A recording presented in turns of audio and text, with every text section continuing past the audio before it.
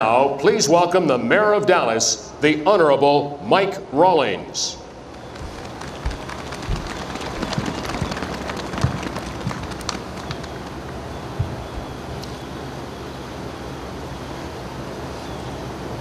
A new era dawned and another waned a half a century ago when hope and hatred collided right here in Dallas. We watched the nightmarish reality that in our front yard, our president had been taken from us, taken from his family, taken from the world. John Fitzgerald Kennedy's presidency, his life, and yes, his death, seemed to mythologically usher in the next 50 years. What ensued was 5 decades filled with other tragedies, turmoil, and great triumphs. We were all very young. Our lives, hopes, and dreams in front of us. Dallas was very young as well, barely a century old. And given the nature of youth, we all felt invincible. Well, it seems that we all grew up that day, city and citizens, and suddenly we had to step up to trying to live up to the challenges of the words and visions of a beloved president. Our collective hearts were broken.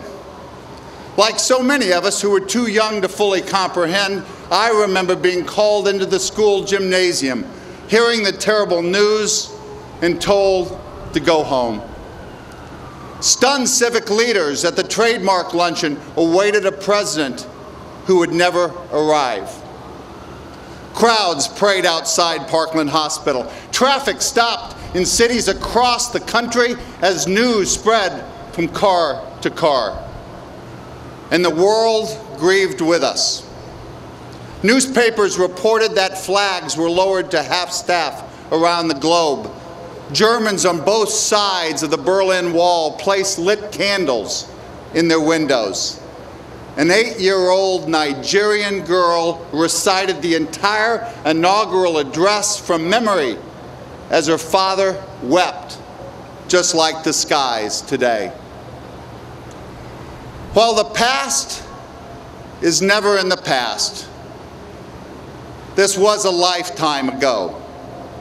Now, today, we the people of Dallas honor the life, legacy, and leadership of the man who called us to think not of our own interest, but of our country's. We give thanks for his life and his service. We offer condolences to his family, especially his daughter Caroline, on this difficult day. We pay tribute to an idealist without illusions who helped build a more just and equal world. We salute a commander-in-chief who stared down a nuclear threat to this country. We praise a writer who profiled true courage and modeled it himself. We applaud a visionary who created a corps of young Americans to promote peace around the globe. We stand in awe of a dreamer who challenged us to literally reach for the moon, though he himself would not live to see us achieve that goal. Other goals were even tougher, have taken longer to reach, and we, the United States, still struggle towards some even as we speak, as do we here in Dallas.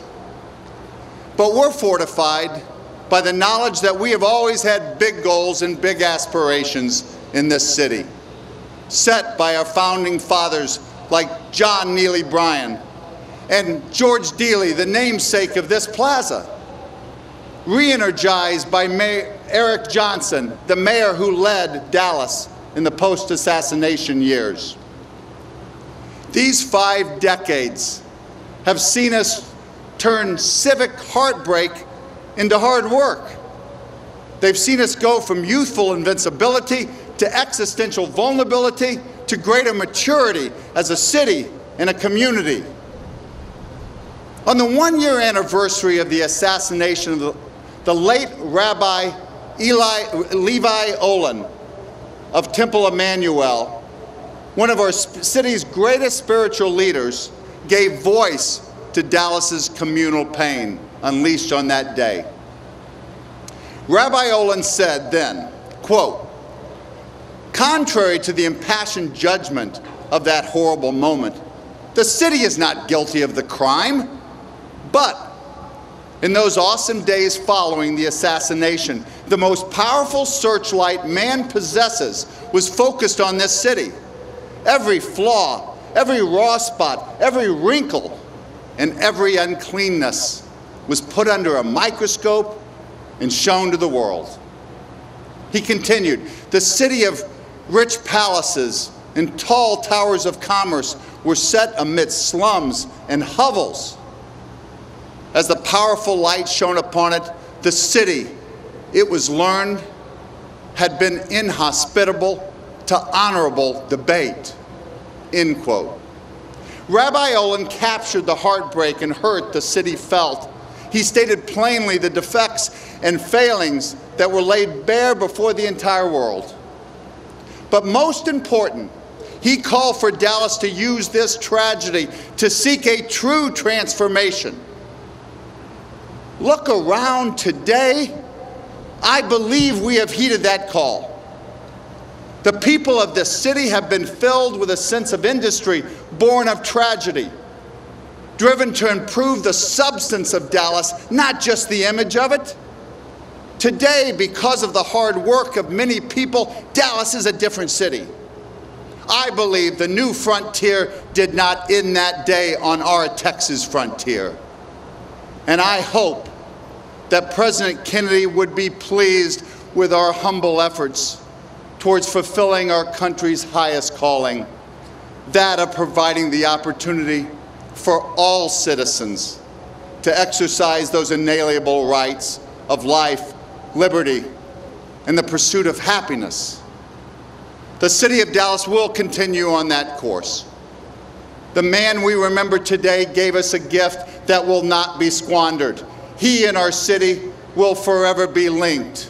In tragedy, yes, but out of that tragedy, an opportunity was granted to us. The chance to learn how to face the future when it's the darkest and the most uncertain. How to hold high the torch even when the flame flickers and threatens to go out.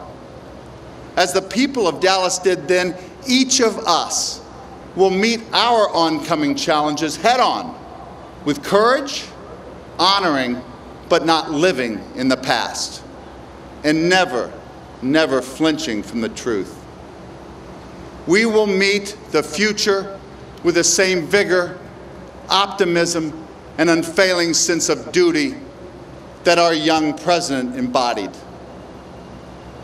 President Kennedy brought us that message in his pocket down that street on November 22nd, 1963. That message was to be delivered a few miles away in a speech to Dallas leaders following his parade. It was a speech he never got to make. But those unspoken words resonate far beyond the life of the man. To commemorate that day and those words, we are unveiling a memorial right here in this historic plaza. It is inscribed with the last lines of his undelivered speech and will serve as a reminder and a permanent monument to President Kennedy's memory. I leave you with those resonant words. We in this country, in this generation, are by destiny rather than choice the watchmen on the walls of world freedom. We ask, therefore, that we may be worthy of our power and our responsibility, that we may exercise our strength with wisdom and restraint, and that we may achieve in our time and for all time, the ancient vision of peace on earth, goodwill toward men. That must always be our goal, and the righteousness of our cause must always underlie our strength. For as was written long ago, except the Lord keep the city, the watchman waketh but in vain. Ladies and gentlemen, would you join me in a moment of silence in honor of the life of John Fitzgerald Kennedy?